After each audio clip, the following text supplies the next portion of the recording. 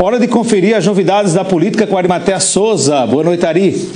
Boa noite, Anchieta. Boa noite você, telespectador do Itararé Notícias. Muito se falou, muito falamos aqui ao longo das últimas semanas sobre a destinação de parte, pelo menos parte dos recursos que estão direcionados para o processo eleitoral deste ano, para o combate à pandemia do coronavírus.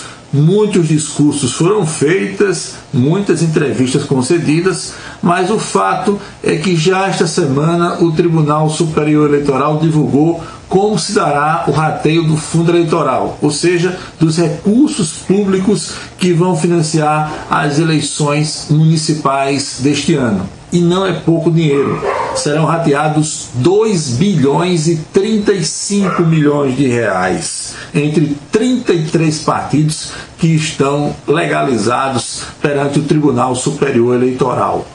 As duas maiores fatias desses recursos para a campanha deste ano vão para o PT, com 200 milhões e 900 mil reais, e o PSL, partido pelo qual foi eleito Jair Bolsonaro, com pouco mais de 193 milhões de reais. E 10 partidos, são chamados na linguagem política de nanicos, vão ratear algo em torno de 43 milhões de reais. São as menores cotas que serão destinadas ao Rede, ao PMN, ao PTC, ao DC, que é o antigo PSDC, PRTB, partido do vice-presidente da República, Mourão, PSTU, PCB, PMB e UP. Portanto, essas serão as menores cotas. Só lembrando que a divisão desses recursos do fundo partidário obedece a alguns critérios, mas o fundamental é o tamanho das bancadas do partido na Câmara Federal. E, só reforçando, PT e PSL conseguiram eleger as maiores bancadas na atual legislatura. Recurso orçamentário agora visto de um outro lado. O Tribunal de Justiça da Paraíba tem se ressentido, tem reclamado da queda nas suas receitas. Aconteceu isso em março, no começo da pandemia, em abril, em maio, também está acontecendo nesse mês de junho. E isso reabriu a discussão, ainda não concluída, sobre o rateio dos recursos entre os famosos duodécimos dos poderes constituídos na Paraíba. O desembargador presidente do Tribunal de Justiça, Márcio Murilo da Cunha Ramos, falou sobre essa questão dos recursos em queda livre e também sobre essa divisão de recursos, de repasses orçamentários aqui na Paraíba. No caso dos recursos, das receitas que são arrecadadas diretamente pelo Judiciário, ele mencionou o mês de abril, que são os dados consolidados de vez. Vamos acompanhar. Estamos com um grande déficit financeiro no Tribunal, isso é um tema muito delicado, pois o nosso FEPJ, que é o Fundo Especial do Poder Judiciário, que é a arrecadação das custas judiciais e dos emolumentos dos cartórios judiciais, simplesmente caiu 57%.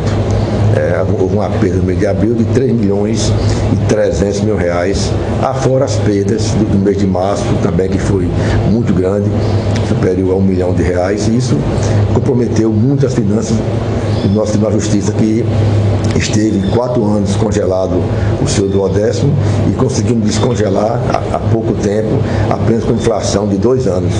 Não acompanhou a arrecadação do Estado. O Estado, nos últimos 5 anos, arrecadou, suplantou, teve um aumento de 29% da arrecadação e o Tribunal conseguiu apenas no duodécimo 7,9%.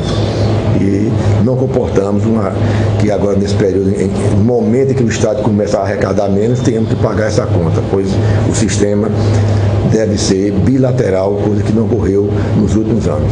Também não vamos suportar que haja agora em julho já um aumento da contribuição previdenciária paga pelo TJ, que todo salário de servidor, o servidor paga 11% a Previdência e o Tribunal paga 22% também a Previdência, a PBPrev.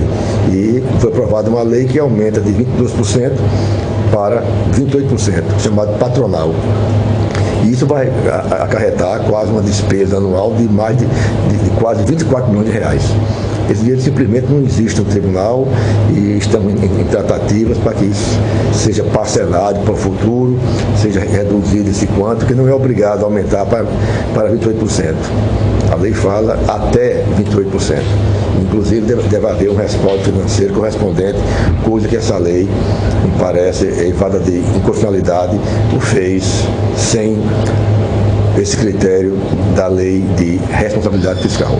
Esperamos um debate, esperamos uma consciência dos juristas que estão no Poder Executivo e contamos com a colaboração do governador, que é um técnico que entende de números e sabe que o Judiciário cumpriu sua missão, fez o seu dever de casa, não deu aumento aos servidores, que não pôde dar aumento, não fez nomeação de pessoas concursadas, não nomeamos juízes, agregamos mais de 20 comarcas, fechamos ao todo mais de 50 varas, unidades, porque é caro, e estamos transformando isso em assessoria de juiz, que é uma atividade barata e produtiva, e também transformando em tecnologia.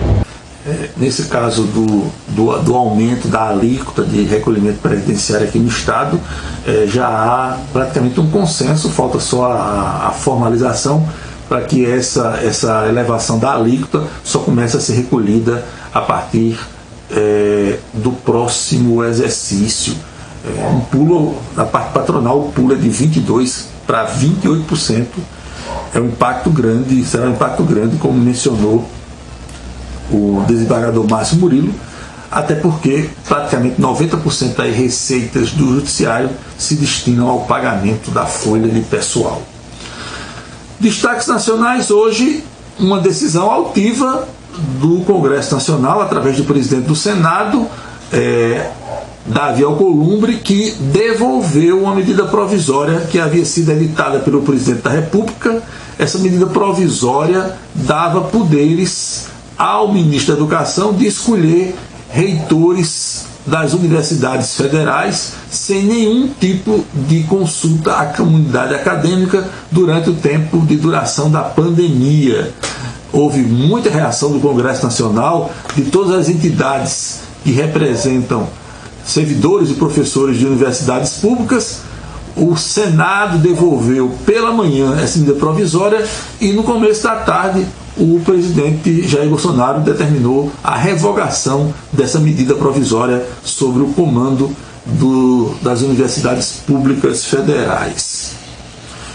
E hoje, numa entrevista longa ao jornal Folha de São Paulo, o ex-ministro e ex-presidenciável Ciro Gomes, do PDT, comenta novamente sobre a atual conjuntura política nacional e diz que, para ele, está muito claro qual é o foco do presidente Jair Bolsonaro dentro dessas crises quase diárias que ele tem provocado.